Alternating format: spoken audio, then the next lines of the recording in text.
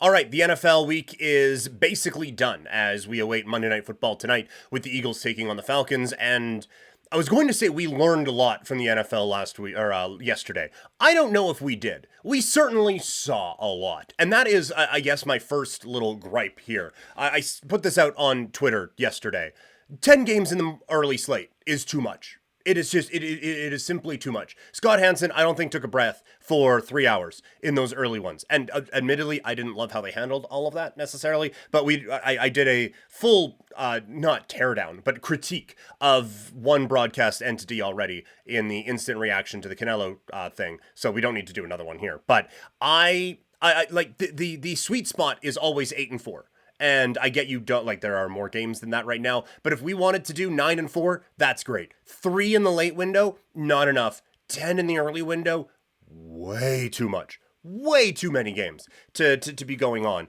And like you just go through some of these scores from today, and I was just like, I barely remember any of the things that in some of these, and had to get a quick refresh with all of them. So let's dive into it. I think the big story of the weekend is the Kansas City Chiefs survive as they pick up a victory over the Cincinnati Bengals. It wasn't officiating that won this game for this team. I was surprised at how negative people were coming out of this performance for the Chiefs. People saying like, oh, the three-peat's in trouble, blah, blah, blah, blah, blah. It's like, did you not see the game we saw on Thursday? And then they won in this game. Like the offense felt inevitable at times, that they had a couple of turnovers that looked kind of gross. And yes, like they got bailed out on a pass interference call on 4th and 16, but it was a pass interference call that was pass interference. I don't get what the holdup is with Kansas City. And also, we fell into this trap last year where, oh, they're not the same. This team isn't as dominant. Mahomes is slipping. Kelsey's old. Andy Reid doesn't, no. And then they won the Super Bowl. Why are we doing this again? We know that this team, like, yes, they play with their food sometimes, and it cost it. They 11-6. They had to win on the road in the playoffs last year. They do not do the full throttle 17-game regular season because they know the most important games are the 3 to 4 that they play in January and into February. These just get them there. And so what they are doing is just get them there and trying to push forward that way. This is... Kelsey's going to be fine in the playoffs. Mahomes going to be fine in the playoffs. They are figuring out right now how to utilize Worthy and Rice and get these guys fully integrated into the offense. There is concern about Pacheco. Sounds like he's going to go on the IR, which will not be a short stint, that means. And so that is, I think, a bit of a concern for this team, because he was a really big part of what they were doing in that game against Cincinnati, and it was a big part of what we talked about on the Friday preview of how they were going to be able to do this. But no, let's chill. Kansas City's going to be fine. They're always fine. They do this every single game, every single year. I fell for it going into this where I thought, yeah, they're going to blow these guys out. They don't blow anyone out anymore. So we are like probably... It's no fun to bet against Patrick Mahomes and the Kansas City Chiefs because that's just like how good they are. They're on the road against Atlanta next week. It's going to be tempting to be like, oh, Kansas City's going to crush Atlanta. -5, take that all day. They don't crush. They squeak these games out at the end. It'll be desperation, and then they really turn it on when we get into the winter months. On the Bengals side, that's a tough one to take, as they were right there with the Chiefs and not playing their best football, especially on the offensive side. The one note, like just from a fantasy football standpoint now, one note for this game, I am now very intrigued at how well teams have been able to move the ball on Kansas City utilizing their tight ends. Gesicki was a big part of what Cincinnati was able to do in moving the football in this game. Just looking to pull the stats up here real quick. Let's just see. Yeah, Gesicki was their leading receiver with 7 receptions for 91 yards. Sample, another one, 3 catches for 28. So that is 119 yards to the tight end. And when you think back to the Baltimore game, who stood out? The tight end. It was Likely. And so now next week, not that it was, oh, well, maybe I won't start Kyle Pitts, but I think that this is if we're looking at daily fantasy, if we are looking at regular fantasy football, I think that this is a matchup that we can maybe exploit against Kansas City and look to take advantage of that going forward. They have the Chargers in a couple of weeks, and they have been using tight ends a little bit more too. So just something I kind of noted for fantasy football. But for the Bengals, I think you come away with this from this game feeling a little bit positive about kind of longer term outlook in terms of like, can they be a Super Bowl contender this year? I am leaning more and more against that and feeling better and better. I think we took the under on them in the regular season. So I am feeling better about this. And I don't think they are a Super Bowl contender, but I don't think they are as bad as maybe 0-2 would suggest. And I certainly don't think they are as bad as a loss to the Patriots would suggest. But they do have to get going. The run game is not what it was last year. Zach Moss is just running into guys. Chase Brown looks like the more dynamic running back. That is something we talked about in fantasy, how that feels like it's going to kind of continue to grow and grow and grow as it goes on, when it just becomes more and more apparent who the better running back in that room is. But they are just kind of running into the back of the line a lot and getting kind of stuffed there. They have Washington next week. I'm not concerned about that matchup. This should be a bounce back for Cincinnati. But I do think that the defense is lacking some talent that the defense that took them to the Super Bowl a couple years ago had. Shifting gears to my favorite team now, the Vegas Raiders. I have no idea how they won that game. I watched the whole thing. I still don't know how they won. It was just at some point, Max Crosby's like, hey, you know what? Feel like being the best player on the field. And he went out and dominated. And then the offense it kept like little chunks, and then they're in the end zone. And it's like, they're going to win this game. Like, holy shit, they're going to win this game. I couldn't believe that the Raiders won. I couldn't believe that they were able to get a victory in that spot. So a very surprising outcome for the Vegas Raiders. I don't think there's anything actionable to take away from this.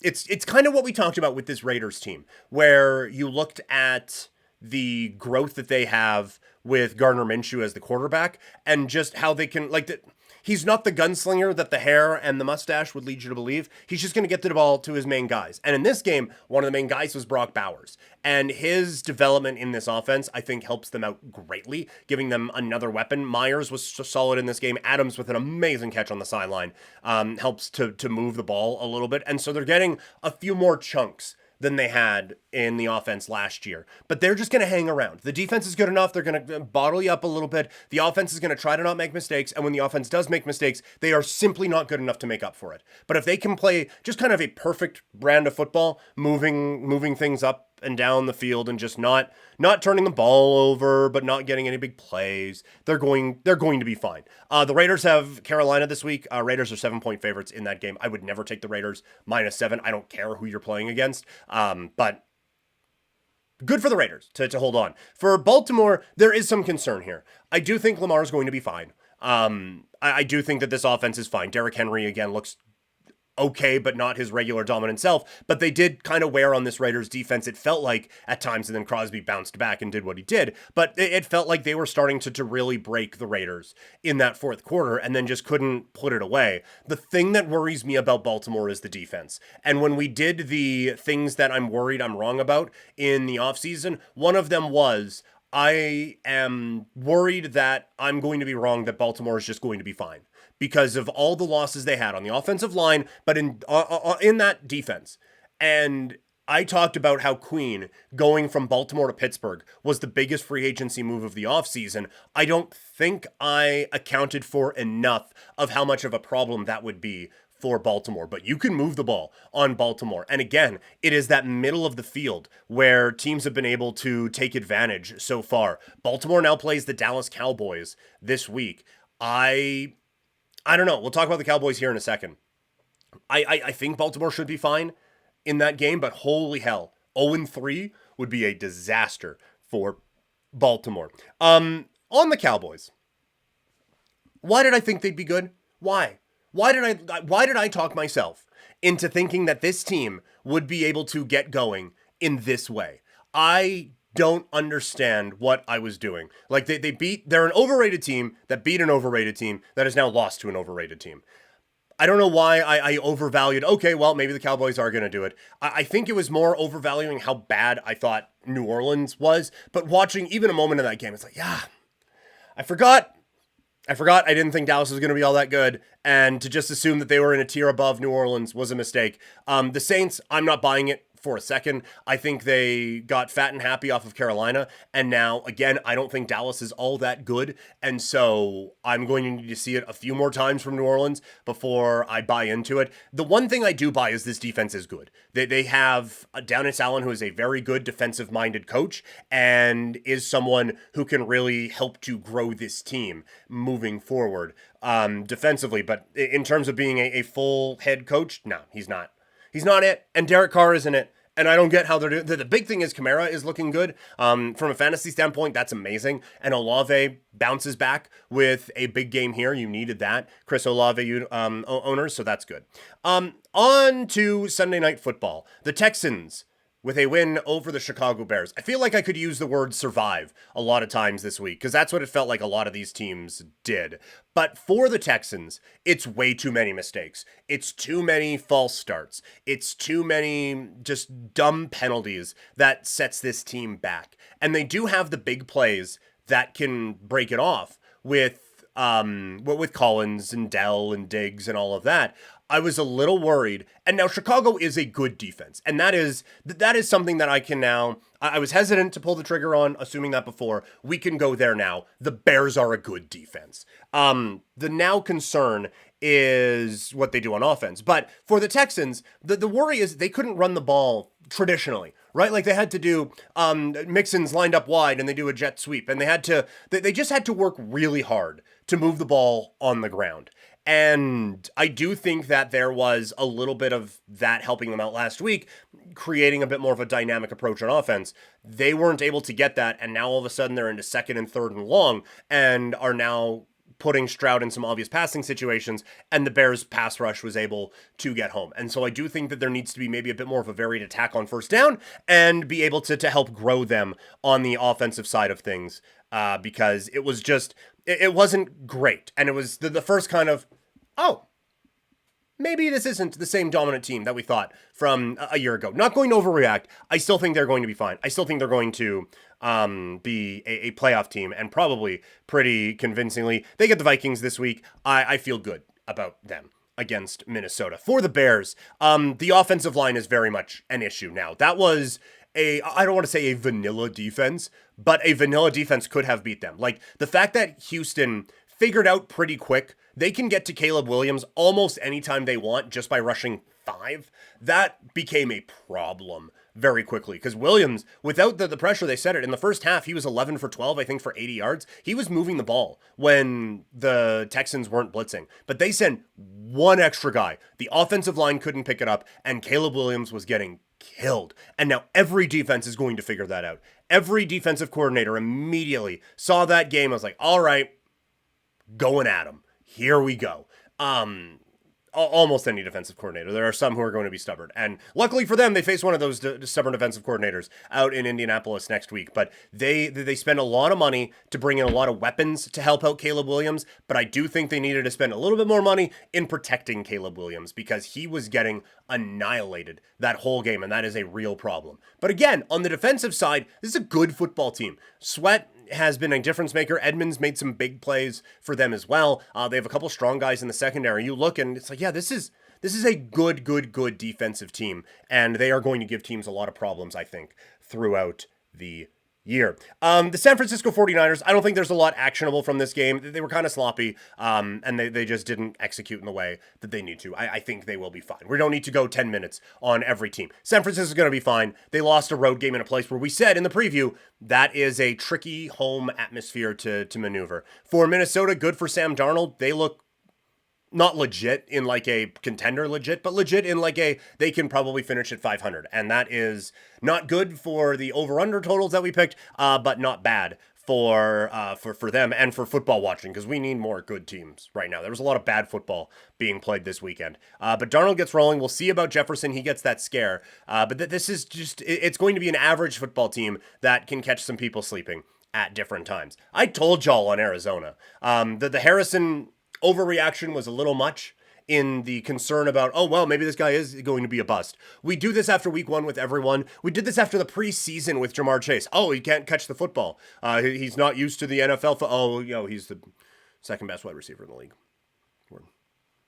May have overreacted. He's going to be fine. This offense is good. He is so big and such a strong route runner. And Kyler Murray is back. He is legitimately back. What he was able to do against that Rams defense, the escapability, the throws on the run were incredible. There was so much to like about what Kyler Murray did on Sunday. And this offense, when it's rolling now, is scary. McBride underneath, Harrison kind of doing everything. Connor is a strong running back, and Kyler Murray creating. That team is good. The thing that caught me was this defense looked good. And now, the Rams looked bad. And that is, I think, a big part of this whole equation, is that the Rams looked kind of awful. But I do think that there is some excitement to be had about this about this Arizona team. Because defensively, even bad teams were putting up points against them last year. So at least we know they can limit them. But I thought they did a good job of rallying to the football, not giving a whole lot of room to Arizona to kind of, or to the Rams, sorry, to kind of create after the catch. I thought they did a great job of that. And then pressuring Matthew Stafford all game was good. There are real concerns about the Rams. Cooper Kupp gets banged up in this game. Without him and Nakua, this is kind of what we talked about in the lead up to the season. And this was one that I kind of wish I wouldn't have overreacted to, because they looked so good against Detroit. And Stafford looked so good against Detroit. And my concern was, going into the year, Stafford's getting a little bit older. They have guys who just look like they might be getting banged up a bit. And now we're buying them for 17 weeks. I just don't see it. And then after week 1, it looked good. It's like, okay, well, as long as they're healthy, they're good. And I kind of forgot that, okay, well, now they have to play again in a week. They don't get 3 months off. And it looked bad. It looked slow. It looked bad. And they were blown out before this game really even started. And I think this is back to, let's assume the Rams aren't a good football team moving forward. I'm done. I am officially out on Jacksonville. I thought that this was a team that, injuries were the issue last year with Trevor Lawrence. Injuries were the issue with this team. I can't. I know Cleveland has a good defense, and I know I could still be completely wrong on this now. And I bought into them coming into this season. And so I should have. I shouldn't be overreacting in this way. But that looked so bad on Sunday. The offense couldn't do anything. And when the defense did give them some openings, Trevor Lawrence couldn't connect with his receivers. And I don't know if it's just his guys not getting open or what it is, but Brian Thomas is the only one out there making plays on this offense at all. Trevor Lawrence butts off a big run, but then he is missing some pretty easy throws as well. Defensively, this team stepped up and has limited now Miami and Cleveland in a couple of weeks, although limiting Cleveland is no great shakes. Josh Hines-Allen looks legit still. Defensively, I think this team is okay, but Trevor Lawrence needs to come a long way to get to the point where we thought he was. For Cleveland, like, Watson tried to lose this game. He looked bad. Don't take anything positively away from this game offensively for Cleveland, but the defense is still really, really good. On to the Colts against the Green Bay Packers. If you're Indianapolis, how do you lose this football game? I genuinely don't understand how you lose to Malik Willis. They adjusted nothing defensively. And I know, like, Gus Bradley is no, we're going to run our scheme, and our scheme is our scheme, and that's going to do it. Josh Jacobs annihilated this team on the ground. That's the one thing the Packers can do with Malik Willis out there is have Josh Jacobs set themselves up. How? I am flabbergasted at that. That is horrendous coaching and execution from the Indianapolis Colts. And you see the downside of Anthony Richardson, where the boom is big, but there is a lot of bust potential. If a couple of those big passes don't hit, they weren't able to really move the ball at all against a average to below average Green Bay Packers defense. So alarm bells going off, I think, around the Indianapolis Colts. I'm a little worried about Seattle. I have some concerns that the Seahawks have needed to grind to beat the Patriots and the Broncos, two teams who I don't think are very good. Now, two teams who will make you grind, but that was a little bit concerning. And I still think this is a playoff team. I love what this defense can do and some of the pressure that they can put on teams, but I am interested to see this team against an actual real challenge going forward, because these first two games certainly have not been it. Now it's 2-0, but now they get the Miami Dolphins coming up this week with the injuries that they have. That I don't know if that qualifies as a real challenge necessarily, but we will see. On the Patriots side, it is what it is, right? To come out of this stretch 1-1 is better than you thought it was going to be before they go into the Thursday night game against the New York Jets. And it's kind of what we thought it was going to be. The defense looks good. Ramondre Stevenson is the only thing that they have on offense, and the offensive line can't protect Jacoby Brissett. The thing that has surprised me about some of the reaction from some Patriots people that you follow is, okay, Jacoby Brissett isn't the answer. Bring in Drake May. It's like, everyone, have we forgotten? Have we forgotten what this season's about for New England? Because it's not about winning. I'll perfectly upfront with you. This season, not about winning. I don't think they're fully in the tank, but this season is about growth and development.